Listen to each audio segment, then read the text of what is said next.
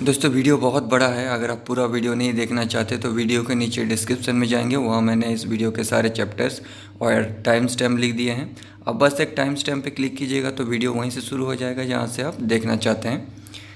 आज का चैप्टर है रावण का प्रहस्त के द्वारा हनुमान जी से लंका में आने का कारण पूछवाना और हनुमान का अपने को श्री राम का दूत बताना। पिछले सारे वीडियो या शुरुआत से देखना चाहते हैं तो इस वीडियो के नीचे चैनल के नेम या पिक्चर पे क्लिक करेंगे, वीडियो या प्लेलिस्ट ऑप्शन पे जाएंगे और लाल रंग का सब्सक्राइब लिखा हुआ है उसको दबा के साइड में जो बेल आइकन है उसको ऑल कर दीजिए लेटेस्ट वीडियो अपडेट्स के लिए।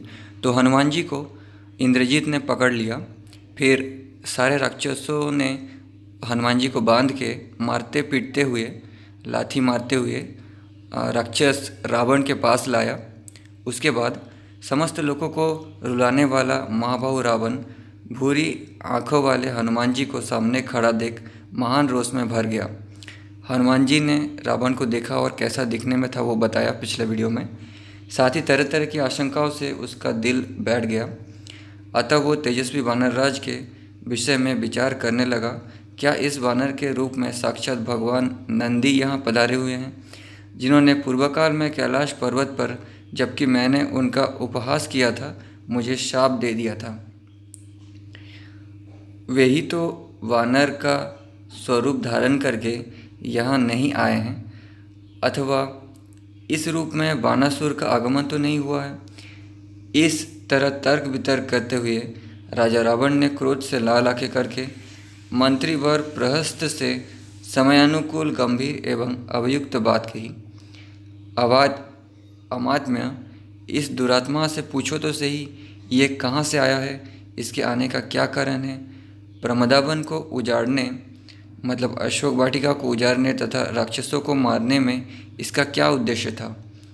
मेरी दुर्जयपुरी में जो इसका आना हुआ है इसमें इसका क्या प्रयोजन है, अथवा इसने जो राक्षसों के साथ युद्ध छेड़ दिया है उसमें इसका क्या उद्देश्य है। ये सारी बातें इस दुर्वृत्ति बानर से पूछो। रावण की बात सुनकर प्रहस्त ने हनुमान जी से कहा, वानर तुम घबराओ ना, धैर्य रखो, तुम्हारा भला हो, तुम्हें डरने की आवश्यकता नहीं है। यदि तुम्हें इंद्र ने महाराज रावण की नगरी में भेजा है तो ठीक ठीक बता दो वानर, डरो ना, छोड़ दिए जाओगे। अथवा यदि तुम कुबेर, यम या वरुण के दूत हो और यह सुंदर रूप धारण करके हमारी इस पुरी में घुस आए हो तो ये भी बता दो। अथवा विजय की अभिलाषा रखने वाले विष्णु ने तुम्हें दूत बनाकर भेजा है। तुम्हारा तेज वानर का सा नहीं है, केवल रूप मात्र वानर का है। वानर इस समय सच्ची बात कह दो, फिर तुम छोड़ दिए जाओगे। यदि तुम बोलोगे तो तुम्हारा जीना असंभव हो जाएगा। अथवा और सब बातें छोड़ो, तुम्हारा इस रावण के नगर में आने का क्या उद्देश्य है यही बता दो। प्रहस्त के इस प्रकार पूछने पर उस समय वानर श्रेष्ठ हनुमान ने राक्षसों के स्वामी रावण से कहा, मैं इंद्र, यम अथवा वरुण का दूत नहीं हूँ, कुबेर के साथ भी मेरी मैत्री नहीं है और भगवान विष्णु ने भी मुझे यहाँ नहीं भेजा है। मैं जन्म से ही वानर हूँ और राक्षस रावण से मिलने के उद्देश्य से ही मैंने उनके इस दुर्लभ वन को उजाड़ा है। इसके बाद तुम्हारे बलवान राक्षस युद्ध की इच्छा से मेरे पास आए और मैंने अपने शरीर की रक्षा के लिए रणभूमि में उनका सामना किया। देवता अथवा असुर भी मुझे अस्त्र अथवा पाश में बांध नहीं सकते। इसके लिए मुझे भी ब्रह्मा जी से वरदान मिल चुका है। राक्षसराज को देखने की इच्छा से ही मैंने अस्त्र से बंधना स्वीकार किया है।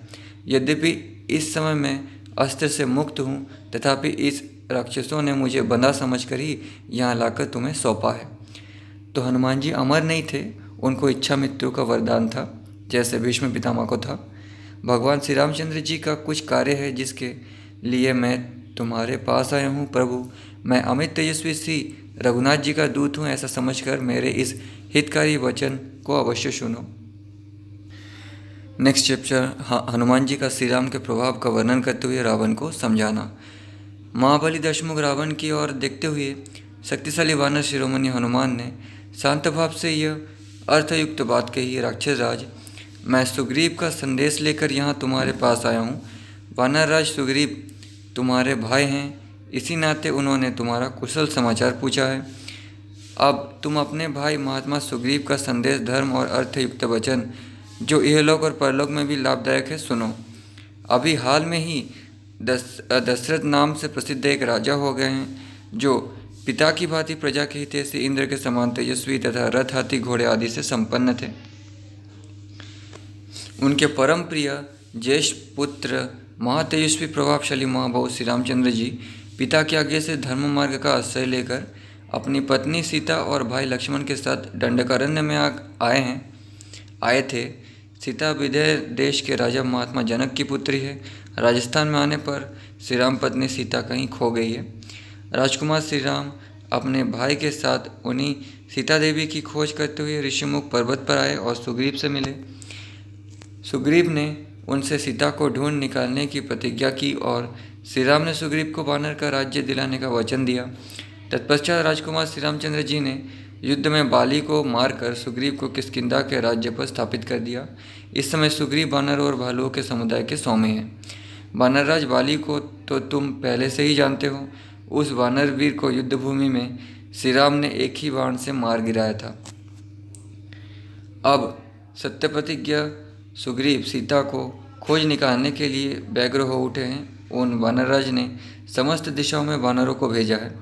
इस समय सैकड़ों, हजारों और लाखों वानर संपूर्ण दिशा और आकाश और पाताल में भी सीता की खोज कर रहे हैं। उन वानर शिरोमणियों में से कोई गरुड़ के समान वेगवान है तो कोई वायु के समान। उनकी गति नहीं रुकती है। वे कपिवीर, शीघ्रगामी और महान बलशाली हैं। मेरा नाम हनुमान है। मैं वायु देवता का औरस पुत्र हूँ। सीता का पता लगाने और तुमसे मिलने के लिए 100 योजन विस्तृत समुद्र को लांघ कर तीव्र गति से यहाँ आया हूँ। घूमते घूमते तुम्हारे अंतपुर में मैंने जनक नंदिनी सीता को देखा है। महामते, तुम धर्म और अर्थ के तत्व को जानते हो। तुमने बड़े भारी तप का संग्रह किया है, अतः दूसरे की स्त्री को अपने घर में रोक रखना तुम्हारे लिए कदापि उचित नहीं है। धर्म विरुद्ध कार्य में बहुत से अनर्थ भरे रहते हैं। वे कर्ता का जड़मूल से नाश कर डालते हैं। अतः तुम जैसे बुद्धिमान पुरुष ऐसे कार्य में नहीं प्रवृत्त होते।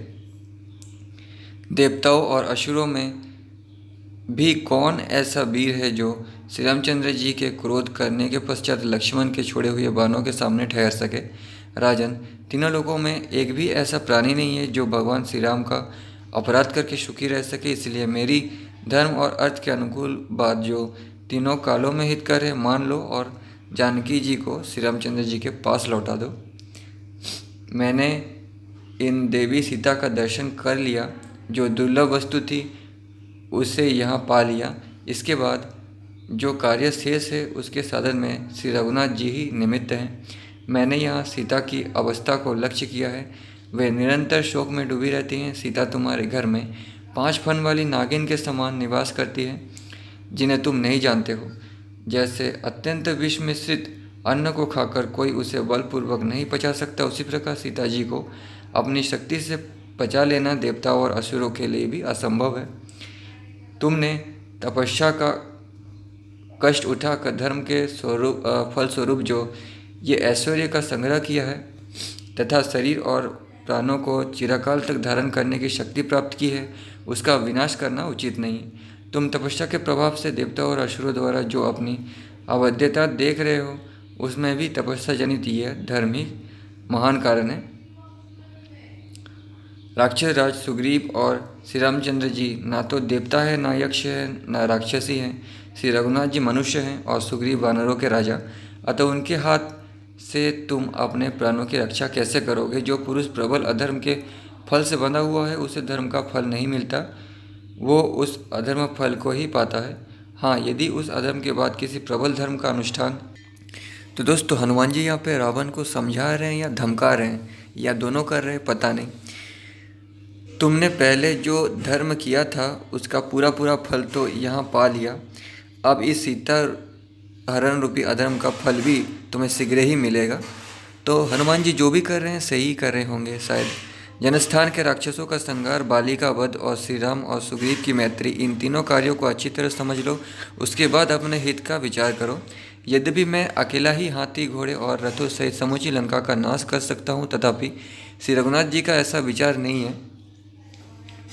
उन्होंने मुझे इस कार्य के लिए आज्ञा नहीं दी है। जिन लोगों ने सीता का तिरस्कार किया है उन शत्रुओं का स्वयं ही संहार करने के लिए श्री रामचंद्र जी ने बानरों और भालुओं के सामने प्रतिज्ञा की है। भगवान श्री राम का अपराध करके साक्षात इंद्र भी सुख नहीं पा सकते, फिर तुम्हारे जैसे साधारण लोगों की तो बात ही क्या है। जिनको तुम सीता के नाम से जानते हो और जो इस समय तुम्हारे अंतपुर में मौजूद हैं, उन्हें संपूर्ण लंका का विनाश करने वाली कालरात्रि समझो। सीता का शरीर धारण करके तुम्हारे पास काल की फांसी आ पहुंची है, उसमें स्वयं गला फंसाना ठीक नहीं है, अतः अपने कल्याण की चिंता करो। देखो, अट्टालिकाओं और गलियों सहित ये लंकापुरी सीता जी के तेज और श्री राम की क्रोधाग्नि से जलकर भस्म होने जा रही है। बचा सको तो बचाओ। इन मित्रों, मंत्रियों, कुटुंबीजनों, भाइयों, पुत्रों, हितकारियों, स्त्रियों, सुख भोग के साधनों और समूची लंका को मौत के मुख में ना झोंको। राक्षसों के राजाधिराज, मैं भगवान श्री राम का दास हूँ, दूत हूँ और विशेषतः वानर हूँ। मेरी सच्ची बात सुनो। महायशस्वी श्री रामचंद्र जी चराचर प्राणियों से संपूर्ण लोगों का संहार करके फिर उनका नए सिरे से निर्माण करने की शक्ति रखते हैं। भगवान श्री राम श्री विष्णु के तुल्य पराक्रमी हैं, श्री विष्णु के ही समान हैं, ऐसा बोल रहे हैं। देवता, असुर, मनुष्य, यक्ष, राक्षस, सर्प, विद्याधर, नाग, गंधर्व, मृग, सिद्ध, किन्नर, पक्षी तथा अन्य समस्त प्राणियों में से कहीं किसी समय कोई भी ऐसा नहीं है श्री रघुनाथ जी के साथ लोहा ले सके। संपूर्ण लोगों के अधीश्वर राज सिंह श्री राम का ऐसा महान अपराध करके तुम्हारा जीवित रहना कठिन है। निशाचर राज, श्री रामचंद्र जी तीनों लोगों के स्वामी हैं। देवता, दैत्य, गंधर्व, विद्याधर, नाग तथा यक्ष, ये सब मिलकर भी युद्ध में उनके सामने नहीं टिक सकते। चार मुखों वाले स्वयंभू ब्रह्मा, तीन नेत्रों वाले त्रिपुर नाशक रुद्र अथवा देवताओं के समय महान ऐश्वर्यशाली इंद्र भी समरांगन में श्री रघुनाथ जी के सामने नहीं ठहर सकते। वीर भाव से निर्दयतापूर्वक भाषण करने वाले महाकवि हनुमान जी की बातें बड़ी सुंदर एवं युक्तियुक्त थी, तथापि वे रावण को अप्रिय लगी। उन्हें सुनकर अनुपम शक्तिशाली दशरथ रावण ने क्रोध से आंखें तैर कर सेवकों को उनके वध के लिए आज्ञा दी। नेक्स्ट चैप्टर, विभीषण का दूत के वध को अनुचित बताकर उसे दूसरा कोई दंड देने के लिए कहना तथा रावण का उनके अनुरोध को स्वीकार कर लेना। वानर शिरोमणि महात्मा हनुमान जी का वचन सुनकर क्रोध से तमतमाए हुए रावण ने अपने सेवकों को आज्ञा दी, इस वानर का वध कर डालो। तो दोस्तों, आप लोगों ने सुना होगा कि हनुमान जी कोई भी कार्य करने से पहले श्री राम का नाम लेते थे। ये झूठा है, ये फेक स्टोरी है, ठीक है। दुरात्मा रावण ने जब उनके वध की आज्ञा दी तब विभीषण भी वहाँ थे। इसके लिए आप पिछले सारे वीडियो देख सकते हैं, मैंने जो कहा है। उन्होंने उस आज्ञा का अनुमोदन नहीं किया क्योंकि हनुमान जी अपने को सुग्रीव एवं श्री राम का दूत बता चुके थे। एक और राक्षस राज रावण क्रोध से भरा हुआ था, दूसरी ओर वो दूत के वध का कार्य उपस्थित था। ये सब जानकर समुचित यथोचित कार्य के संपादन में लगे हुए विभीषण ने समयोचित कर्तव्य का निश्चय किया। निश्चय हो जाने पर वार्तालाप कुशल विभीषण ने पूजनीय ज्येष्ठ भ्राता शत्रु विजयी रावण से शांतिपूर्वक यह हितकर वचन कहा, राक्षस राज, क्षमा कीजिए, क्रोध को त्याग दीजिए, प्रसन्न होइए और मेरी यह बात सुनिए। ऊंच नीच का ज्ञान रखने वाले श्रेष्ठ राजा लोग दूत का वध नहीं करते हैं। वीर महाराज, इस वानर को मारना धर्म के विरुद्ध और लोकाचार की दृष्टि से भी निंदित है। आप जैसे वीर के लिए तो ये कदापि उचित नहीं है। आप धर्म के ज्ञाता, उपकार को मानने वाले और राजधर्म के विशेषज्ञ हैं। भले बुरे का ज्ञान रखने वाले और परमार्थ के ज्ञाता हैं। यदि आप जैसे विद्वान भी रोष के वशीभूत हो जाए तब तो समस्त शास्त्रों का पांडित्य प्राप्त करना केवल भ्रम ही होगा। अतः शत्रु का संहार करने वाले दुर्जय राक्षस राज, आप प्रसन्न होइए और उचित अनुचित का विचार करके दूत के योग्य किसी दंड का विधान कीजिए। तो यहाँ पे विभीषण ने कहा कि समस्त शास्त्रों का पांडित्य है आप, यानी रावण बहुत ज्ञानी था, ये तो सबको पता है। यही यहाँ पे विभीषण कह रहे हैं। विभीषण की बात सुनकर राक्षसों का स्वामी रावण महान क्रोध से भरकर उन्हें उत्तर देता हुआ बोला, शत्रुसूदन, पापियों का वध करने में पाप नहीं है। इस वानर ने वाटिका का विध्वंस तथा राक्षसों का वध करके पाप किया है, इसलिए अवश्य ही इसका वध करूँगा। रावण का वचन अनेक दोषों से युक्त और पाप का मूल था, वो श्रेष्ठ पुरुषों के योग्य नहीं था। उसे सुनकर बुद्धिमानों में श्रेष्ठ विभीषण ने उत्तम कर्तव्य का निश्चय कराने वाली बात कही। लंकेश्वर, प्रसन्न हुए राक्षसराज, मेरे धर्म और अर्थ तत्वों से युक्त वचन को ध्यान देकर सुनिए राजन। सत्पुरुषों का कथन है कि दूत कहीं किसी समय भी वध करने योग्य नहीं होते। इसमें संदेह नहीं कि ये बहुत बड़ा शत्रु है, क्योंकि इसने वो अपराध किया है जिसकी कहीं तुलना नहीं है। तथापि सत्पुरुष दूत का वध करना उचित नहीं बताते हैं। दूत के लिए अन्य प्रकार के बहुत से दंड देखे गए हैं। किसी अंग को भंग या विकृत कर देना, और कोड़े से पिटवाना, सिर मुड़वा देना तथा शरीर में कोई चिन्ह दाग देना, यही दंड दूत के लिए उचित बताए गए हैं। उसके लिए वध का दंड तो मैंने कभी नहीं सुना है। आपकी बुद्धि धर्म और अर्थ की शिक्षा से युक्त है। आप ऊंच नीच का विचार करके कर्तव्य का निश्चय करने वाले हैं। आप जैसे नीतिज्ञ पुरुष कोप के अधीन कैसे हो सकता है, क्योंकि शक्तिशाली पुरुष क्रोध नहीं करते हैं। वीर धर्म की व्याख्या करने, लोकाचार का पालन करने अथवा शास्त्रीय सिद्धांत को समझने में आपके समान दूसरा कोई नहीं है। आप संपूर्ण देवताओं और असुरों में श्रेष्ठ हैं। पराक्रम और उत्साह से संपन्न जो मनुष्य देवता और असुर हैं, उनके लिए भी आप पर विजय पाना अत्यंत कठिन है। आप अप्रमेय शक्तिशाली हैं। आपने अनेक युद्धों में बारंबार देवेश्वर और नरेश्वर को पराजित किया है।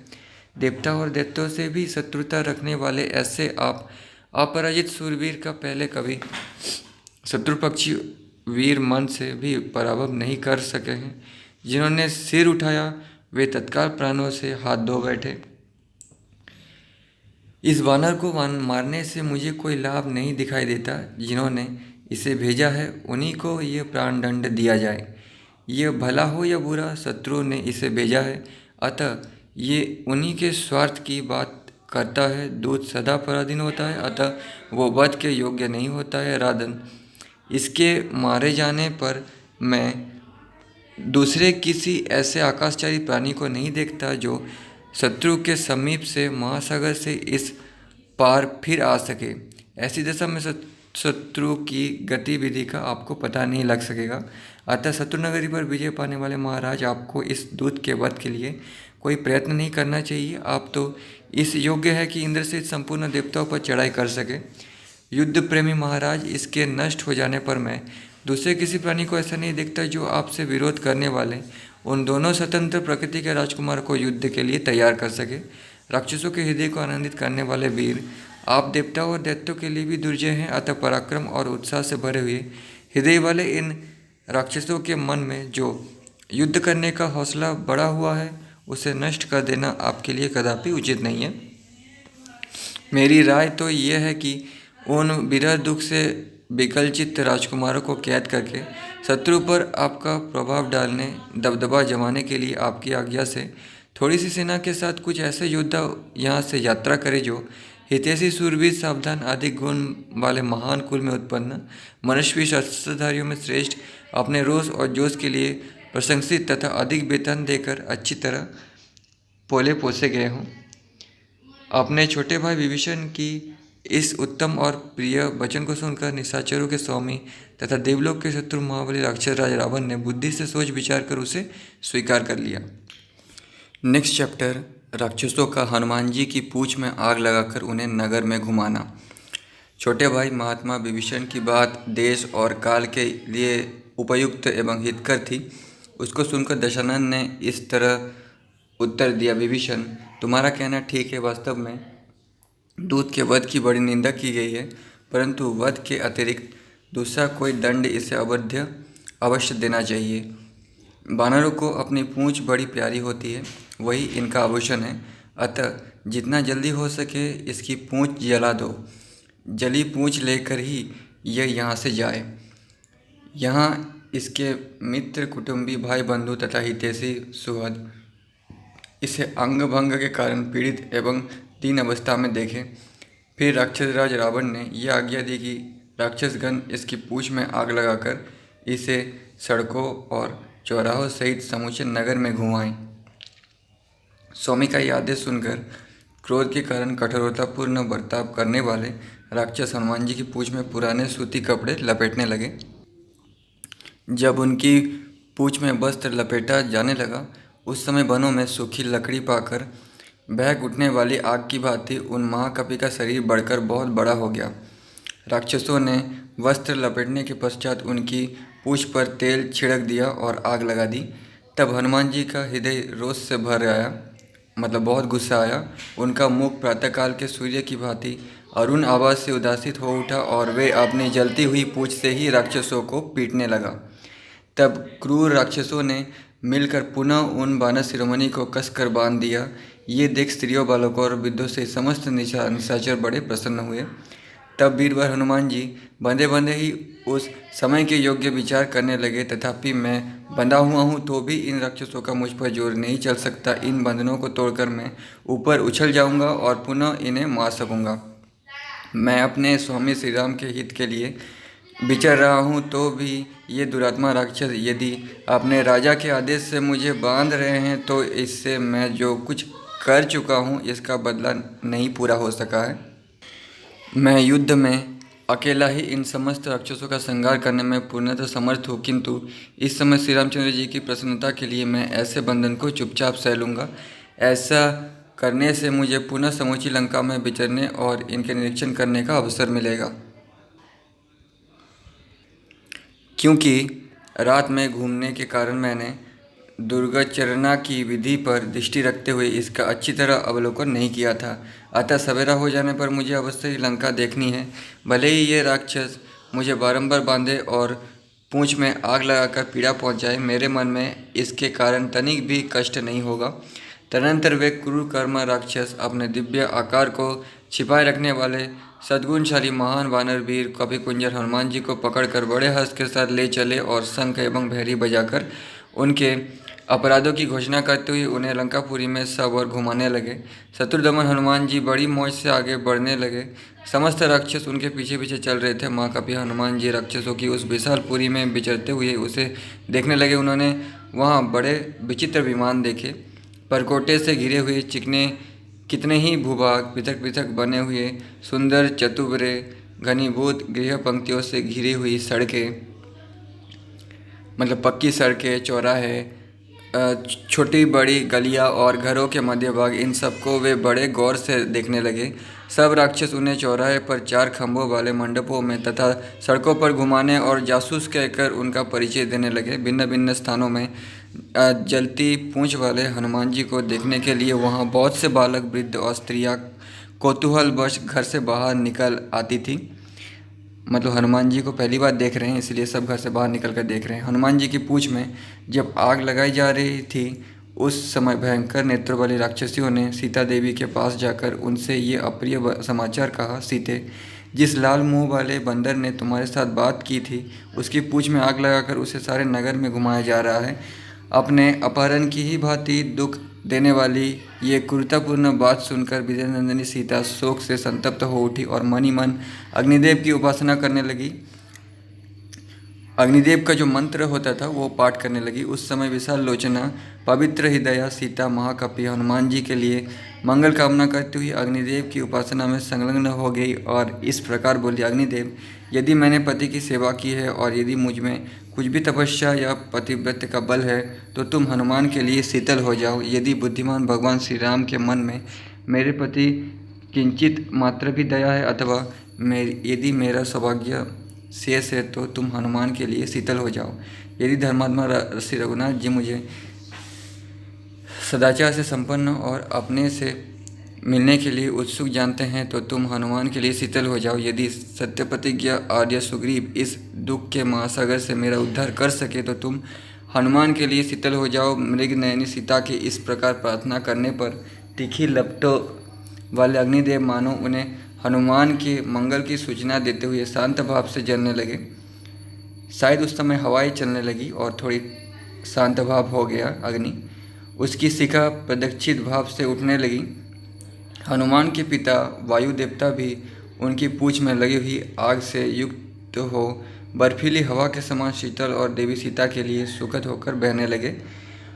मतलब जैसे मैंने कहा, उधर पूंछ में आग लगाई जाने पर हनुमान जी सोचने लगे, अहो ये आग सब ओर से प्रज्वलित होने पर भी मुझे जलाती क्यों नहीं है।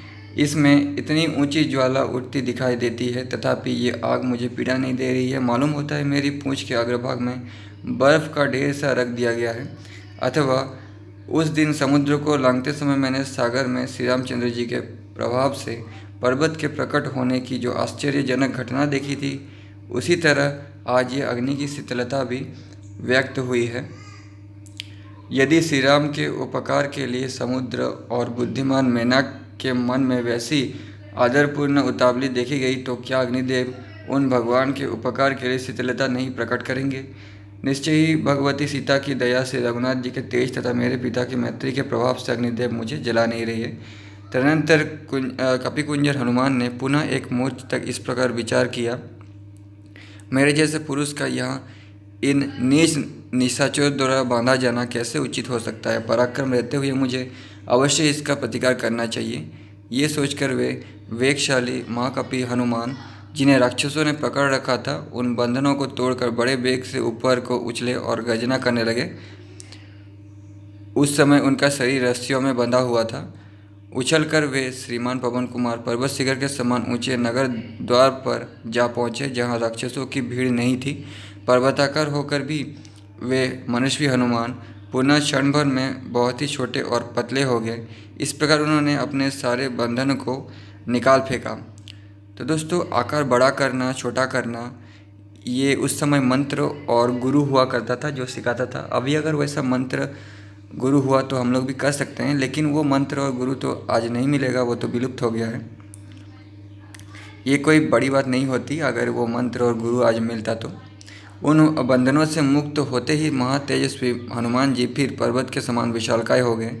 इस समय उन्होंने जब इधर उधर दृष्टि डाली, तब उन्हें फाटक के सहारे रखा हुआ एक परित दिखाई दिया, जो काले लोहे के बने हुए उस परिक को लेकर महाबाहु पवन पुत्र ने वहाँ के समस्त रक्षकों को फिर मार गिराया।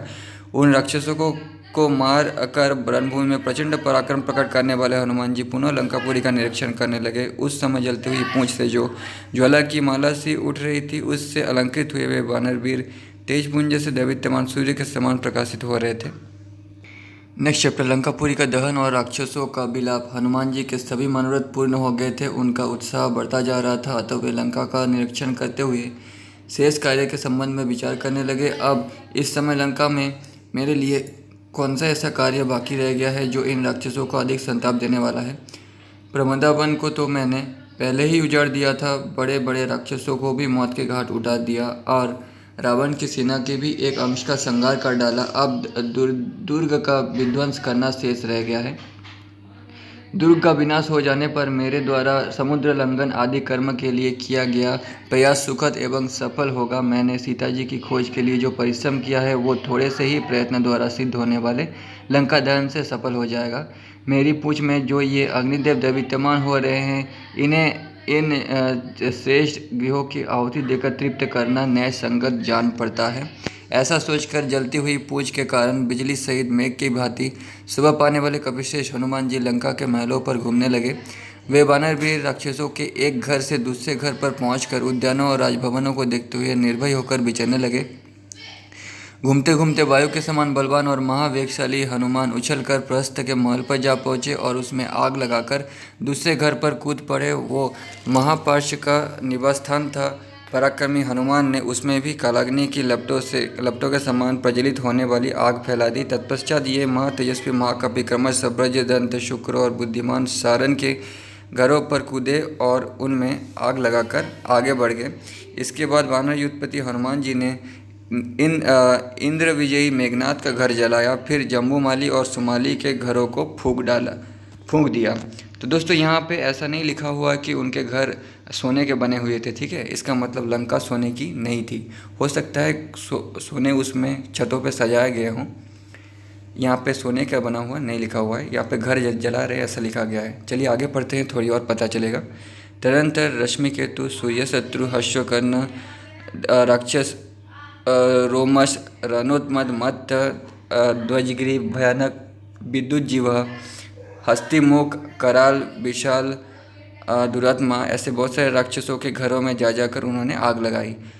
उस समय महातेजस्वी कपिश्रेष्ठ हनुमान ने केवल विभीषण का घर छोड़कर अन्य सब घरों में क्रमशः पहुंचकर उन सब में आग लगा दी, क्योंकि विभीषण ने उन्हें मारने से बचाया था। इसलिए महायशस्वी कपिकुंजर पवन कुमार ने विभिन्न बहुमूल्य भवनों में जा जाकर समृद्धिशाली राक्षसों के घरों की सारी संपत्ति जलाकर भस्म कर डाली।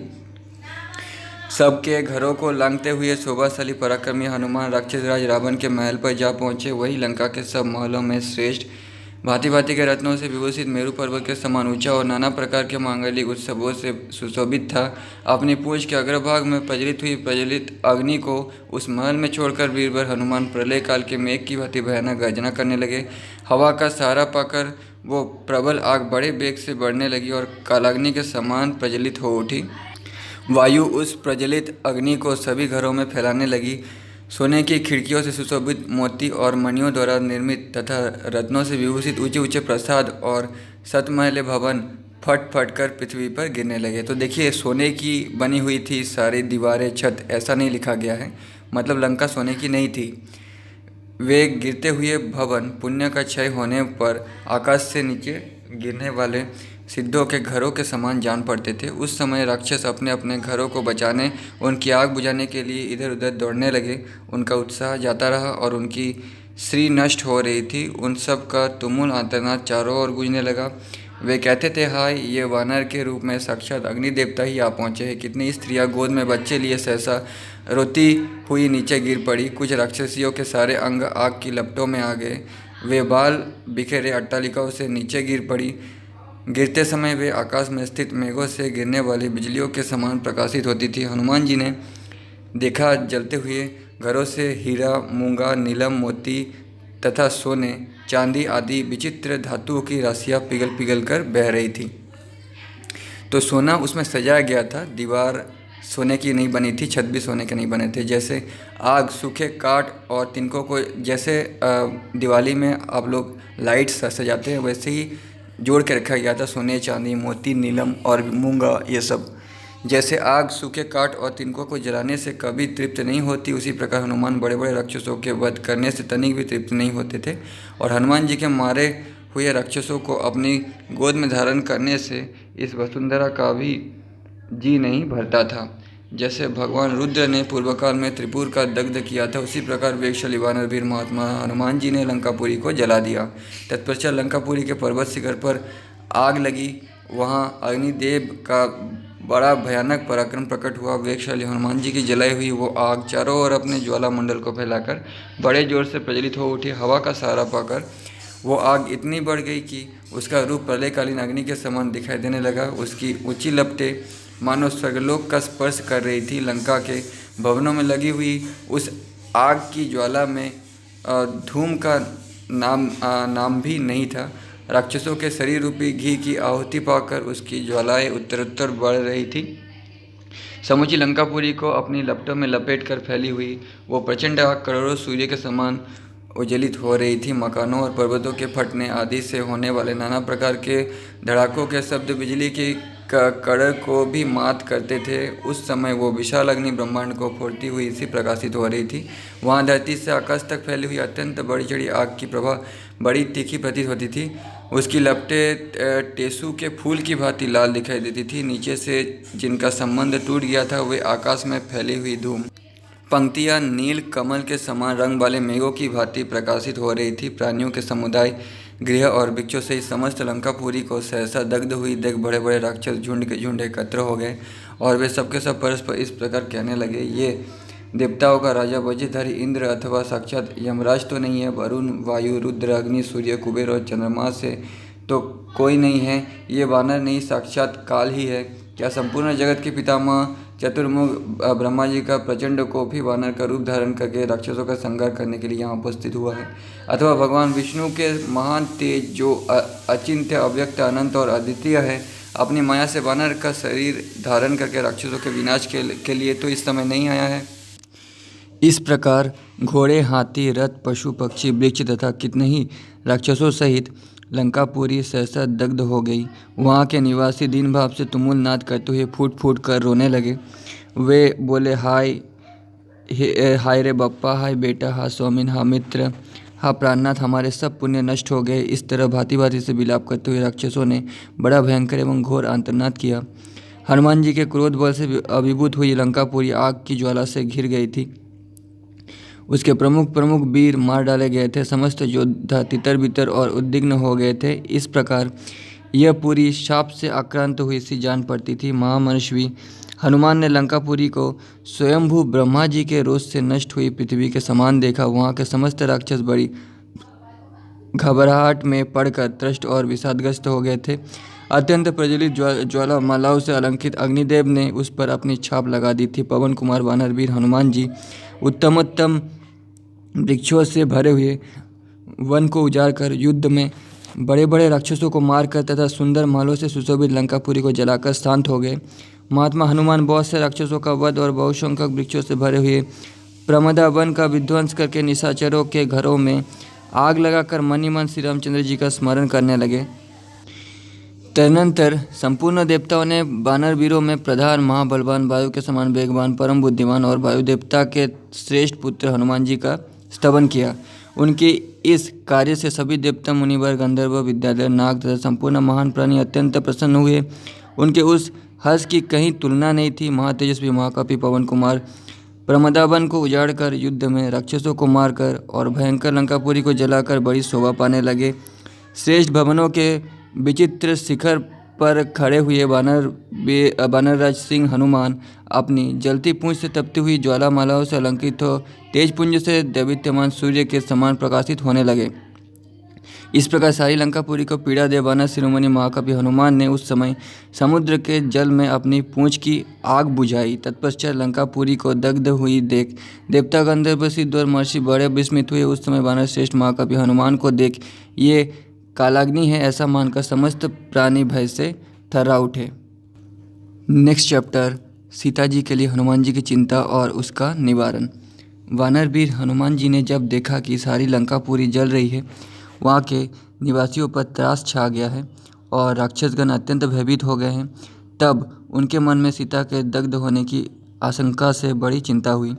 साथ ही उन पर महान त्रास छा गया और उन्हें अपने प्रति घृणा सी होने लगी। वे मन ही मन कहने लगे, हाय, मैंने लंका को जलाते समय ये कैसा कुत्सित कर्म कर डाला। मतलब गुस्से में किसी को कुछ याद नहीं रहता, यही हाल हुआ था हनुमान जी के साथ। जलाते समय उसने ये नहीं सोचा कि शायद सीता जी भी वही हैं जो महामनस्वी महात्मा पुरुष उठे हैं हुए कोप को अपनी बुद्धि के द्वारा उसी प्रकार रोक देते हैं जैसे साधारण लोग जल से प्रज्वलित अग्नि को शांत कर देते हैं। वे ही इस संसार में धन्य हैं। क्रोध से भर जाने पर कौन पुरुष पाप नहीं करता।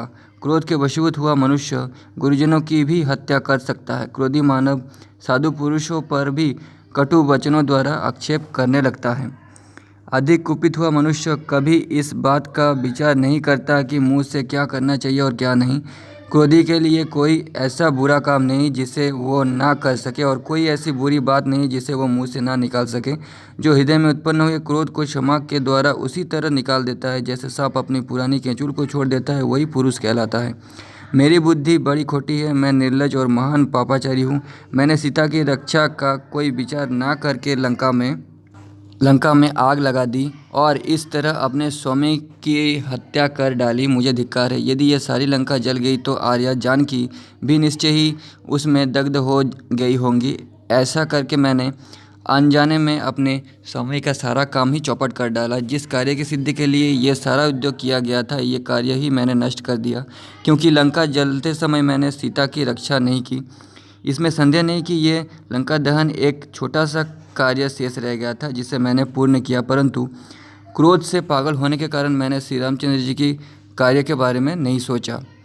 उसके कार्यों को जड़ से ही काट डाला। लंका का कोई भी भाग ऐसा नहीं दिखाई देता जहाँ आग ना लगी हो। सारी पूरी ही मैंने भस्म कर डाली है। अतः जानकी नष्ट हो गई, ये बात स्वतः स्पष्ट हो जाती है। यदि अपनी विपरीत बुद्धि के कारण मैंने सारा काम चौपट कर दिया तो यही आज मेरे प्राणों का भी विध्वंस हो जाना चाहिए। यही मुझे अच्छा जान पड़ता है। क्या मैं अब जलती आग में कूद पड़ूँ या बड़वा नल के मुख में अथवा समुद्र में निवास करने वाले जल जंतुओं को ही यहाँ अपना शरीर समर्पित कर दूं। जब मैंने सारा कार्य ही नष्ट कर दिया, तब अब जीते जी कैसे वानरराज सुग्रीव तथा उन दोनों पुरुष सिंह श्री राम और लक्ष्मण का दर्शन कर सकता हूँ या उन्हें अपना मुंह दिखा सकता हूँ। मैंने रोष के दोष से तीनों लोकों में विख्यात इस वानरचित चपलता का ही यहाँ प्रदर्शन किया है। मतलब वानरों का नेचर ही ऐसा होता है, ये राजस भाव आकार या साधन में असमर्थ और अव्यवस्थित है, इसे धिक्कार है। क्योंकि इस रजोगुण मूलक क्रोध के ही कारण समर्थ होते हुए भी मैंने सीता की रक्षा नहीं की। सीता के नष्ट हो जाने से वे दोनों भाई श्री राम और लक्ष्मण भी नष्ट हो जाएंगे। उन दोनों का नाश होने पर बंधु बांधवों सहित सुग्रीव भी जीवित नहीं रहेंगे। फिर इसी समाचार को सुन लेने पर भातृवत्सल धर्मात्मा भरत और शत्रुघ्न भी कैसे जीवन धारण कर सकेंगे। इस प्रकार धर्मनिष्ठ इक्ष्वाकु वंश के नष्ट हो जाने पर सारी प्रजा भी शोक संताप से पीड़ित हो जाएगी, इसमें संदेह नहीं है। अब सीता की रक्षा न करने के कारण मैंने धर्म और अर्थ के संग्रह को नष्ट कर दिया, अतएव मैं बड़ा भाग्यहीन हूँ। मेरा हृदय रोष दोष के वशीभूत हो गया है, इसलिए मैं अवश्य ही समस्त लोक का विनाशक हो गया हूँ। मुझे संपूर्ण जगत के विनाश के पाप का भागी होना पड़ेगा। इस प्रकार चिंता में पड़े हुए हनुमान जी को कोई शुभ शगुन दिखाई पड़े, जिनके अच्छे फलों का वे पहले भी प्रत्यक्ष अनुभव कर चुके थे, अतः वे फिर इस तरह सोचने लगे। अथवा संभव है सर्वांग सुंदरी सीता अपने ही तेज से सुरक्षित हो। कल्याणी जनक नंदिनी का नाश कदापि नहीं होगा, क्योंकि आग आग को नहीं जलाती है। सीता अमित तेजस्वी भगवान श्री राम की पत्नी है। वे अपने चरित्र के बल से पतिव्रत के प्रभाव से सुरक्षित है, आग उन्हें छू भी नहीं सकती। अवश्य श्री राम के प्रभाव तथा विद्या नंदिनी सीता के पुण्य बल से ही यह दाहक अग्नि मुझे नहीं जला सकी है। फिर जो भरत आदि तीनों भाइयों की आराध्य देवी और श्री रामचंद्र जी की भी हृदय वल्लभा है, वे आग से कैसे नष्ट हो सकेंगी। ये दाहक एवं अविनाशी अग्नि सर्वत्र अपना प्रभाव रखती है, सबको जला सकती है, तो भी ये जिनके प्रभाव से मेरी पूंछ को नहीं जला पाती है, उन्हीं साक्षात माता जानकी को कैसे जला सकेगी। उस समय हनुमान जी ने वहाँ विस्मित होकर पुनः उस घटना को स्मरण किया, जबकि समुद्र के जल में उन्हें मेनाक पर्वत का दर्शन हुआ था। वे सोचने लगे, तपस्या, सत्यभाषण और पति में अनन्य भक्ति के कारण आर्य सीता ही अग्नि को जला सकती है, आग उन्हें नहीं जला सकती। इस प्रकार भगवती सीता की धर्म परायणता का विचार करते हुए हनुमान जी ने वहाँ महात्मा चरणों के मुख से निकली हुई ये बातें सुनी। अहो, हनुमान जी ने राक्षसों के घरों में दुस्सह एवं भयंकर आग लगा कर बड़ा ही अद्भुत एवं दुष्कर कार्य किए हैं।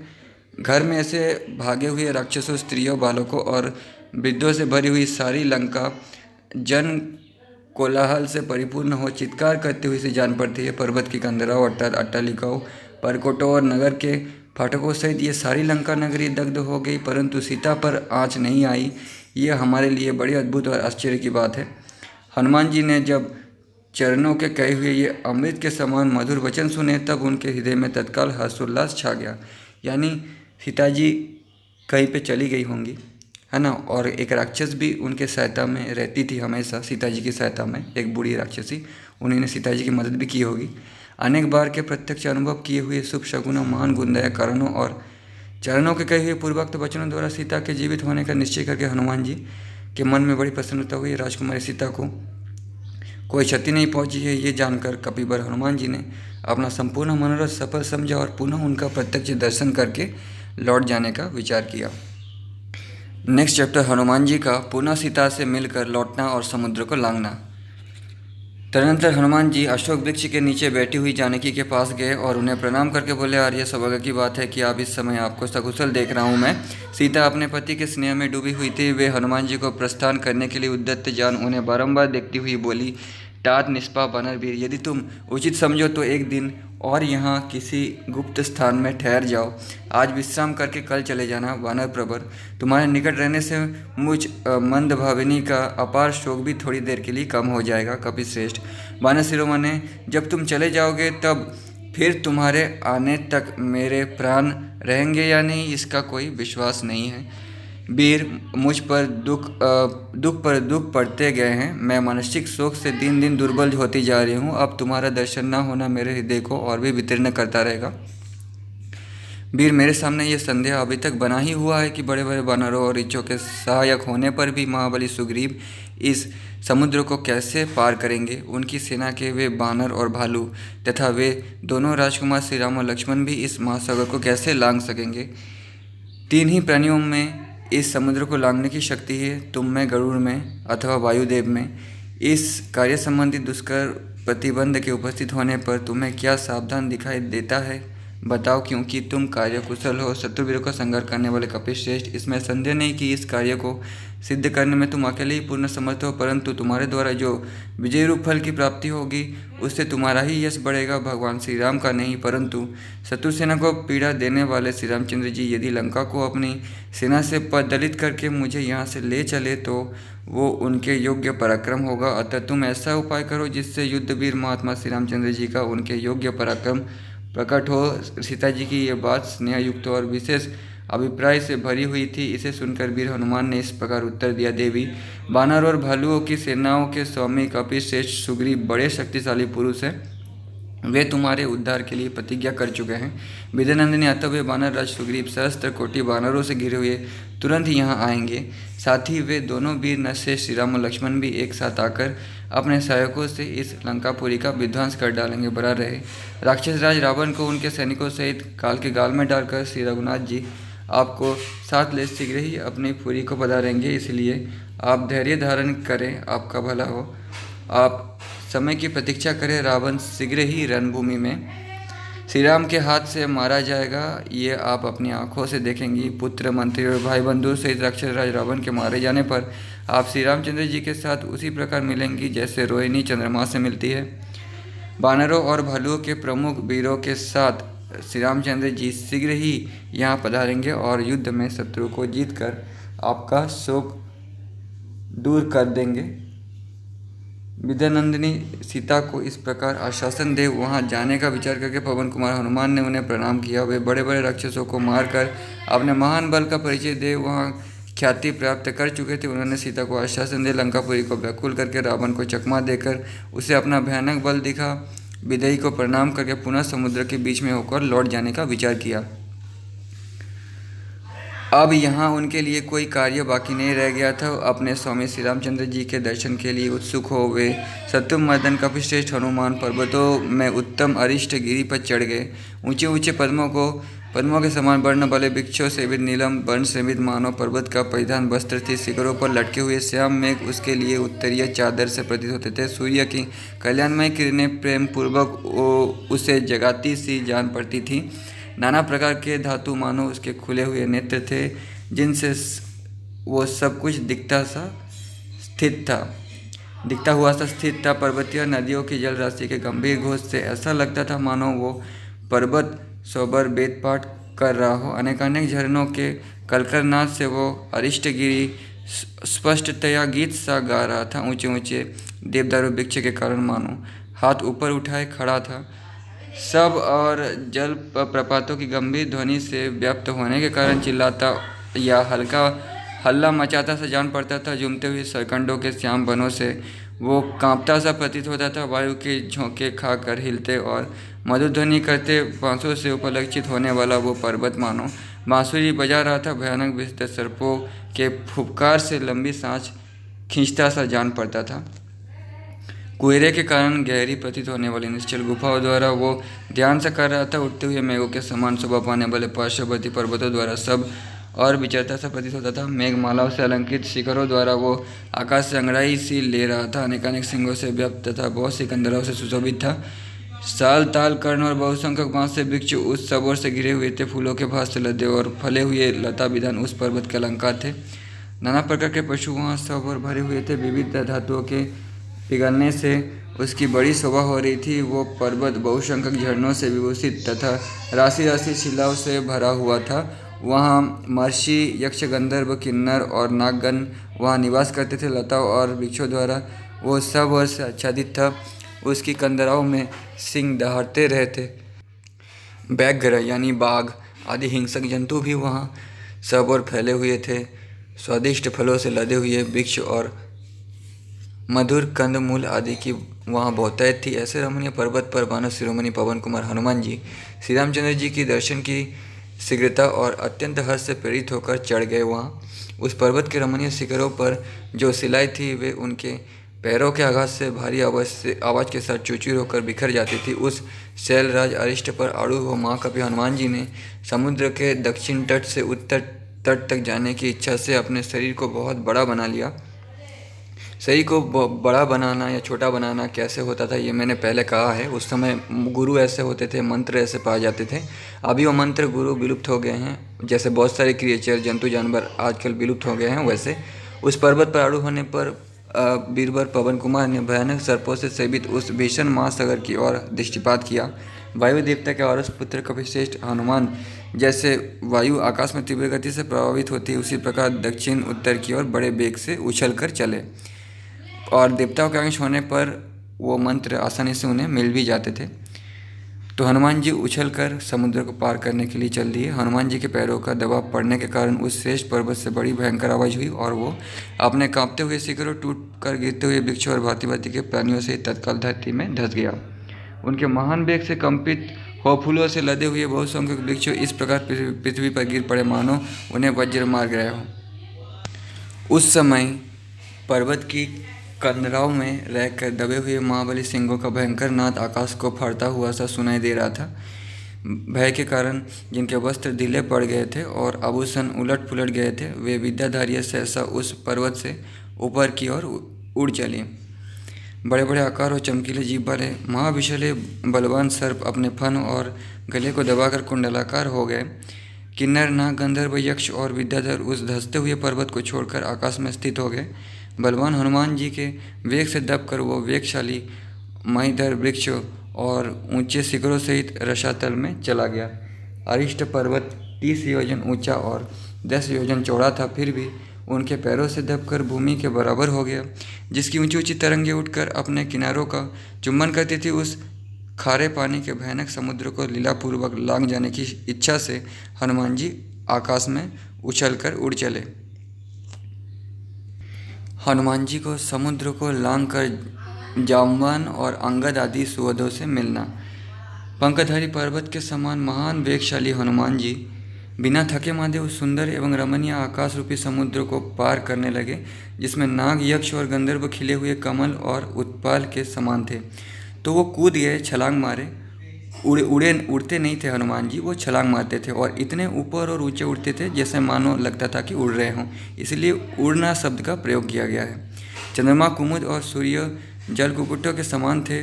पुष्प और श्रवण नक्षत्र, कलहंस तथा बादल सेवर और बांस के तुल्य थे। पर्णवशु, विशाल मत्स्य और मंगल बड़े भारी हृदय ग्रह के सदस्य थे। ऐरावत हाथी वहाँ महान दीप सा प्रतीत होता था। वो आकाश रूपी समुद्र ठाकुर रूपी हंस के विलास से सुशोभित था तथा वायु हनुमान जी आकाश को अपना ग्रास बनाते हुए, चंद्रमंडल को नखों से खरोचते हुए, नक्षत्रों और सूर्यमंडल सहित अंतरिक्ष को समेटते हुए और बादलों के समूह को खींचते हुए से अनायास ही अपार महासागर के पार चले जा रहे थे। उस समय आसमान में सफ़ेद, लाल, नीले, मंजीट के रंग के हरे और अरुण वर्ण के बड़े बड़े मेघ शोभा पा रहे थे। ये एक चित्र किसी ने बनाया होगा। वे कभी उन मेघ समूह में प्रवेश करते और कभी बाहर निकल जाते। बारंबार ऐसा करते हुए हनुमान जी छिपते और प्रकाशित होते हुए चंद्रमा के समान दृष्टिगोचर हो रहे थे। नाना प्रकार के मेघों की घटाओं के भीतर से होकर जाते हुए दब लाबनधारी बीरबल हनुमान जी का शरीर कभी दिखता था, कभी अदृश्य हो जाता था। मतलब मेघ थे, जब मेघ में घुसते थे तो नहीं दिखता था, अतः वे आकाश में बादलों की आड़ में छिपते और प्रकाशित होते चंद्रमा के समान जान पड़ते थे। बारंबार मेघ समूह को वितीर्ण करने और उनमें होकर निकलने के कारण वे पवन कुमार हनुमान आकाश में गरुड़ के समान प्रतीत होते थे। इस प्रकार महा तेजस्वी हनुमान अपने महान सिंहनाद से मेघों की गंभीर गर्जना को भी मात करते हुए आगे बढ़ रहे थे। वे प्रमुख राक्षसों को मारकर अपना नाम प्रसिद्ध कर चुके थे। बड़े बड़े वीरों को रौंद कर उन्होंने लंका नगरी को व्याकुल तथा रावण को व्यथित कर दिया था। तत्पश्चात विजयनंदन ने सीता को नमस्कार करके वे चले और तीव्र गति से पुनः समुद्र के मध्य भाग में आ पहुँचे। वहाँ पर पर्वतराज मेनक का स्पर्श करके वे पराक्रमी एवं महान वेगशाली वानर भी धनुष से छूटे हुए बाण की भांति आगे बढ़ गए। उत्तर तट के कुछ निकट पहुंचने पर महागिरी महेंद्र पर दृष्टि पड़ते ही उन महाकपि ने मेघ के समान बड़ी जोर से गर्जना की। उस समय मेघ की भांति गंभीर स्वर से भारी गर्जना करके उन महावीर ने सब ओर से दशों दिशाओं को कोलाहल पूर्ण कर दिया। फिर वे अपने मित्रों को देखने के लिए उत्सुक होकर उनके विश्राम स्थान की ओर बढ़े और पूंछ हिलाने और जोर जोर से सिंहनाद करने लगे। जहाँ गरुड़ चलते हैं उसी मार्ग पर बार बार सिंहनाद करते हुए हनुमान जी के गंभीर घोष सूर्यमंडल सहित आकाश मानो फटा जा रहा था।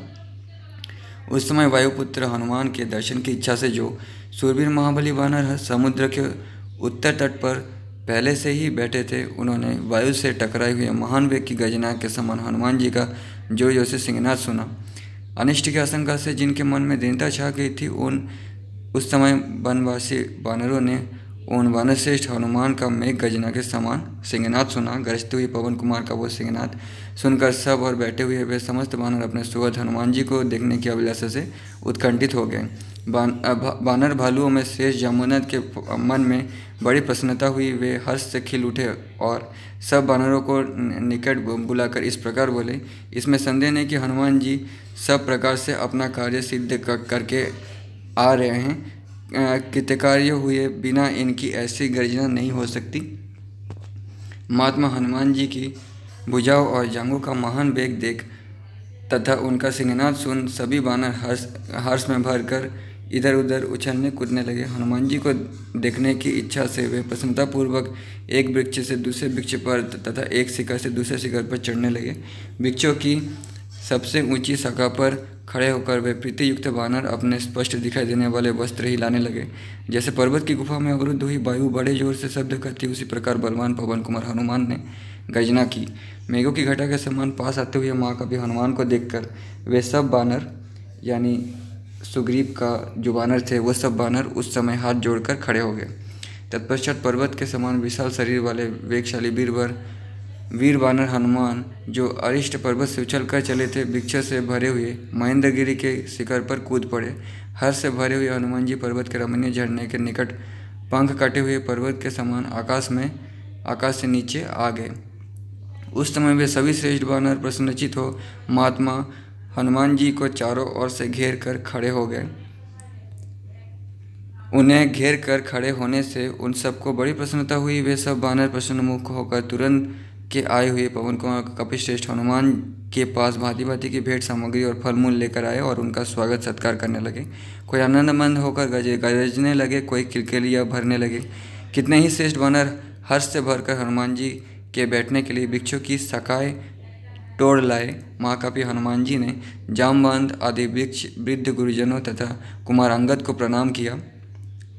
हनुमान जी ने अंगद को प्रणाम किया क्योंकि वह राजा के बेटे थे, इसलिए। फिर जामवंत और अंगद ने भी आदरणीय हनुमान जी का आदर सत्कार किया तथा दूसरे वानरों ने भी उनका सम्मान करके उनको संतुष्ट किया। तत्पश्चात उन पराक्रमी वानरवीर ने संक्षेप में निवेदन किया, मुझे सीता देवी का दर्शन हो गया।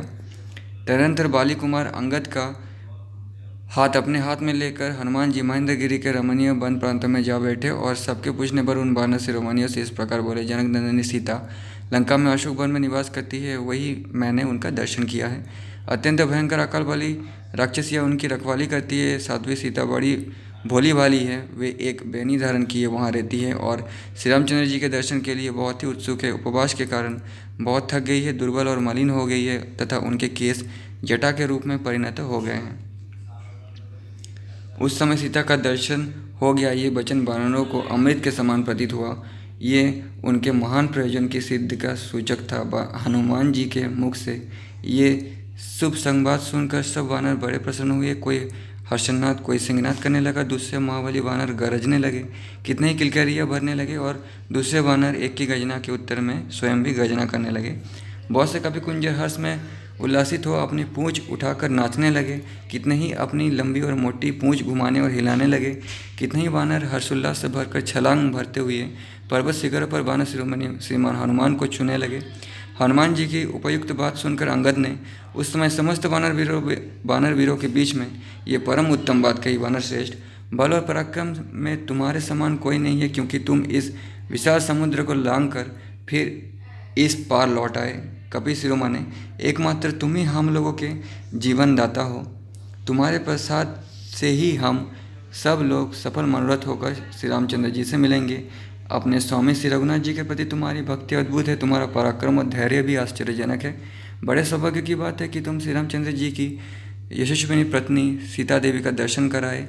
अब भगवान श्री राम सीता के वियोग से उत्पन्न हुए शोक को त्याग देंगे, ये भी सौभाग्य की विषय है। तत्पश्चात सभी श्रेष्ठ वानर समुद्र लंघन, लंका, रावण एवं सीता के दर्शन का समाचार सुनने के लिए एकत्र हुए तथा अंगद, हनुमान और जामवंत को चारों ओर से घेर कर पर्वत की बड़ी बड़ी शिलाओं पर आनंदपूर्वक बैठ गए। वे सब के सब हाथ जोड़े हुए थे और उन सब की आंखें हनुमान जी के मुख पर लगी थी। जैसे देवराज इंद्र स्वर्ग में देवताओं द्वारा सेवित होकर बैठते हैं, उसी प्रकार बहुत सारे वानरों ने घिरे हुए श्रीमान अंगद वहाँ बीच में विराजमान हुए। कीर्तिमान एवं यशस्वी हनुमान जी तथा बाहों में बाजूबंद धारण किए अंगद के प्रसन्नतापूर्वक बैठने से वो ऊंचा एवं महान पर्वत शिखर दिव्य कांति से प्रकाशित हो उठा। नेक्स्ट चैप्टर, जामवंत के पूछने पर हनुमान जी का अपनी लंका यात्रा का सारा वृत्तांत सुनाना।